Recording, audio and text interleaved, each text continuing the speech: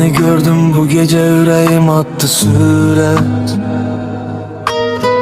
Deyim sənə indi yoxsa gözləyim biraz da. Sözlerim titredi ama yüreğimde sensen. Gel sevgi olaq, bu an bizim üçün kəsdi.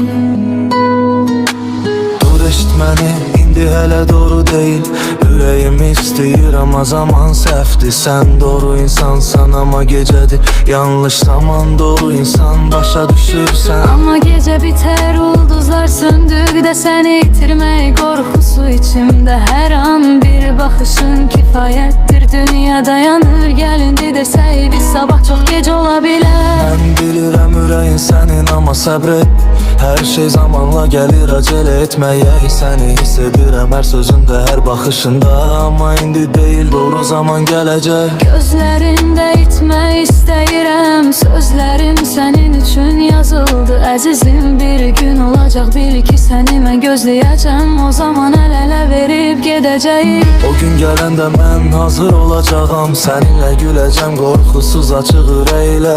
Amma indi yox, zaman hələ tamam deyil. Sən doğru insansan amma vaxt hələ uyğun deyil. Səni gözləmək, səbr etmək, öyrətmək mənə sevgi. Hər gün biraz daha yaxın hiss edirəm səni. Və bilirəm ki bir gün bu gecələrdə mənimlə olacaq. Doğru zaman gəldikdə biz deyəcəyik bir yerdə. Və o gün gələcək, bil ki hər şey düzgün olacaq. Səni hiss etmək artıq ürəyim üçün xoşbəxtlik. Sözlərim hələ uzaq olsa da ürəyimdə sən. Doğru zaman gəldikdə biz artıq hazır olacaq. Vurur insan yanlış zaman ama gözləyəcəyik. Sevgi səbirdə zamanla bizim olacaq.